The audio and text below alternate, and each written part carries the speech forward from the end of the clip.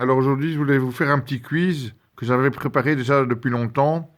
Je n'ai même plus les réponses moi-même parce on m'a jeté mon original avec les réponses, mais je les connais plus ou moins par cœur.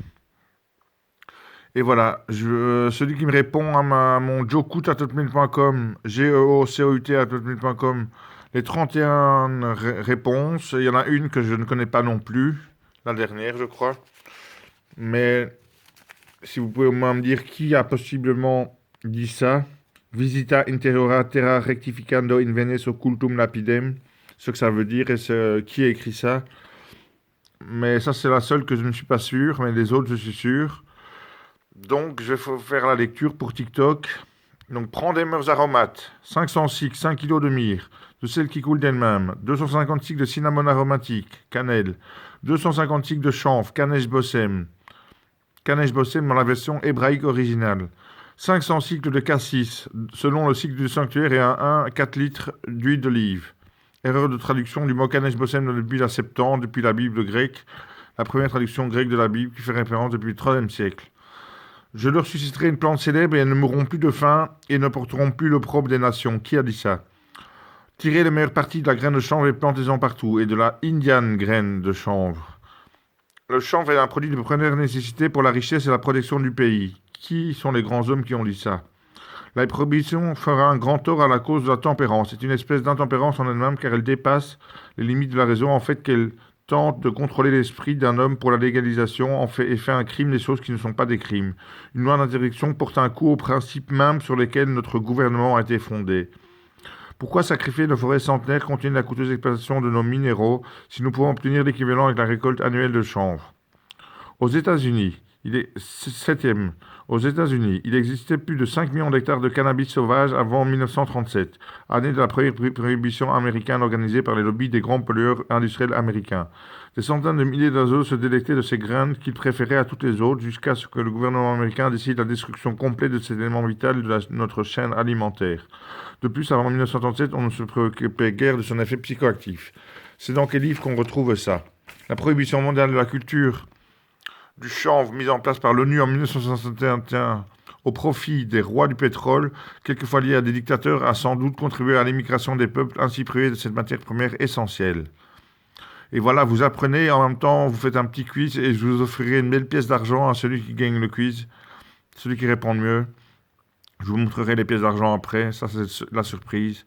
Le jour où tous les combustibles fossiles et leurs dérivés, ainsi que l'abattage des arbres et la déforestation seront interdits pour renverser l'effet de serre et sauver la planète, alors on se tournera vers la seule ressource naturelle renouvelable susceptible de fournir la majeure partie de notre papier, textile et nourriture, la seule capable de répondre aux problèmes énergétiques de la planète, tant au niveau des transports que de la maison ou l'industrie, une ressource qui permet de limiter la pollution, de reconstituer les sols et de nettoyer l'atmosphère. Tout cela en même temps. Bref, on tendra la main à notre vieil ami qui a déjà fait cela dans le passé, le cannabis, le chanvre, la marijuana. Il était dans mes écrit, mais je l'ai enlevé pour pas que ça vous fasse peur, parce qu'avec la marijuana, c'est un thème qui est utilisé pour faire peur à la population. Je ne dis pas que le chanvre sauvera le monde, mais en tout cas, c'est la seule chose qui puisse le faire. Qui a dit ça? Nous sommes à l'aube du nouvel âge pour la médecine et pour l'humanité. Non seulement le chanvre cannabis peut sauver le monde, mais il peut aussi minimiser une bonne partie de la souffrance humaine et peut même mettre fin à la famine. Qu'est-ce qu'on attend? Le système des cannabinoïdes existe depuis plus de 6 millions d'années, 600 millions d'années. Il est plus vieux que les dinosaures. Au fil du temps, ce système a continuellement évolué et toutes les nouvelles espèces l'ont intégré dans leurs fonctions biologiques. C'est surtout dans le domaine de la faim et la prise alimentaire que le système des cannabinoïdes joue un rôle primordial. Il sert à maintenir l'homéostasie du corps. L'homéostasie, c'est l'équilibre naturel. Les activités dans les parties les plus élevées du cerveau se basent sur les récepteurs des cannabinoïdes et favorisent des états de conscience supérieurs. Le système des cannabinoïdes nous permet d'accepter le changement de manière décontractée et paisible. Le système des cannabinoïdes est en fait un système holistique. L'équilibre nécessaire à notre santé est intimement lié à ce système. C'est la raison pour laquelle le chanvre, le cannabis doit être à la portée de tous et de façon appropriée. Il me reste 5 minutes. Je recommande de consommer quotidiennement de l'huile de graines de chanvre et de la salade de feuilles de chanvre frais avec des graines de chanvre germées riches en vitamine D et entre 120 et 240 millilitres, ça veut dire presque un quart de litre de jus de chanvre frais divisé en 5 doses, équivalent à 5 fois 100 mg de CBDA. Selon moi, ce régime permettrait de limiter le risque de cancer, de réduire le risque de crise cardiaque et de diabète insulo insulinodépendants. Les premières traces du monde de l'utilisation des grains de chanvre pour l'alimentation remontent à 8000 ans avant Jésus-Christ en Chine. Le hameau de Bapan, dans la province de Guangxi, est connu de nos jours pour le taux de longévité record de ses habitants, avec 7 centenaires sur 510 villageois recensés, un taux 10 fois supérieur à la moyenne. Ces vétérans se nourrissent quotidiennement d'un bol de soupe à base de feuilles d'inflorescence et de grains de chanvre et un peu de sésame appelé le pomatang. Outre l'environnement écologique favorable dont ils disposent, cette soupe de longévité semble compléter pour eux tous les ingrédients alimentaires indispensables à une vie saine. La déficience clinique en cannabinoïdes, ça c'est que vous êtes peut-être atteint de ce symptôme-là parce que plus de 50% de la population est déficient en cannabinoïdes parce qu'ils ne prennent pas assez de grains de chanvre qui sert à fabriquer des endocannabinoïdes comme l'adenamide et le 2-arachidylglycérol. Et on fait plus assez de sport et d'activité, tout ça. Et il faut prendre les bons oméga 3 et les bons oméga 6 pour fabriquer les cannabinoïdes. Ou alors il faut prendre ceux de la plante de chanvre qui sont les phytocannabinoïdes. Donc c'était un concept que l'auteur a présenté à l'époque. J'ai un article de synthèse plus vaste en 2004 et cette année en 2016. J'ai soumis une revue supplémentaire qui est actuellement à l'étude pour publication. Fondamentalement, il m'est venu à l'esprit que de nombreuses maladies affectent le niveau des neurotransmetteurs. Quelques exemples. Nous savons que l'un des principaux problèmes de l'Alzheimer et d'autres démences est le manque d'acétylcholine, la molécule mémoire dans le cerveau.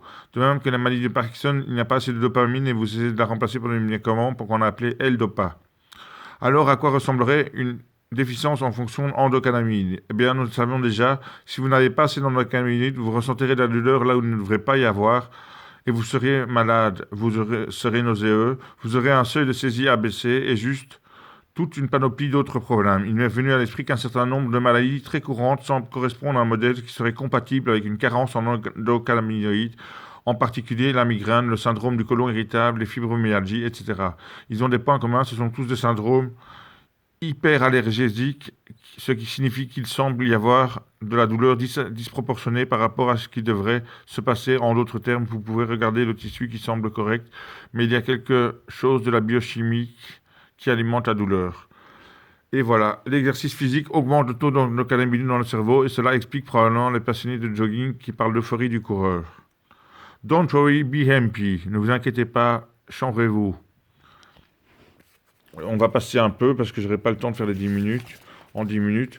Cette synthèse à l'urgente mission de Lyon Lumière, c'est le résumé d'Alexis Chanebeau. Avis à la population, libérons la culture de chanvre traditionnelle utile et indispensable dans notre futur. Il y avait entre 0,5 et 5% de THC environ jadis en France. Il est maintenant interdit de replanter des semences de graines de chanvre industrielles parce que son taux de THC augmenterait naturellement à chaque récolte, dépassant les 0,2 autorisés. Cela prouve bien qu'il s'agit d'une même plante, cannabis sativa, etc., etc. Ce chanvre ancestral aurait 6 fois plus de rendement sous les tropiques, 3 récoltes annuelles et 2 fois plus de biomasse par an, 6 mètres au lieu de 3 mètres, que le chanvre industriel qui est un hybride qu'on nous fournit ici en Belgique et ailleurs. Les 175 000 hectares de chanvre en France vers 1850 seraient classifiés comme du cannabis marijuana aujourd'hui. Tout individu a le droit à la liberté d'expression, ce qui implique même le droit de ne pas être inquiété pour ses opinions et celui de chercher, de recevoir, de répandre la bonne nouvelle et les considérations de frontières. Sans considération de frontières, les informations et les idées par quelques moyens d'expression que ce soit. Donc tout ce que je fais, c'est bien dans l'article 19 des droits de l'homme. Alors, tout médecin régulièrement administrer des doses de 50 à 100 grammes de vitamine C par voie intraveineuse a eu l'occasion d'assister à des réponses cliniques que la majeure partie de la profession médicale considère encore comme un miracle ou une coïncidence, ou tout à fait impossible.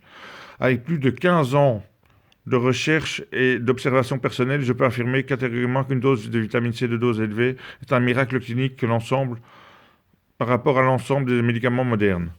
Si vous proposez un produit capable de tuer les microbes et tout ça, ça c'est l'argent colloïdal, mais vous irez lire si vous faites une pause dans la vidéo, et je referai peut-être une vidéo, il me reste 30 secondes. Tac, tac. Là c'est Noam Chomsky. Je suis le pain vivant qui est descendu du ciel. Si quelqu'un mange ce pain, qui a dit ça? Voilà. Si vous voulez comprendre l'univers, pensez en termes d'énergie, de fréquence et de vibration. J'aimerais voir cette terre au-delà des pôles, cette terre qui est le centre du grand inconnu. Quel amiral a dit ça? Le grand amiral B. Et visita, ça c'est une phrase que j'ai trouvée qui veut dire beaucoup de choses. mais que Mystère et Boule de Gomme, Boule de Géode,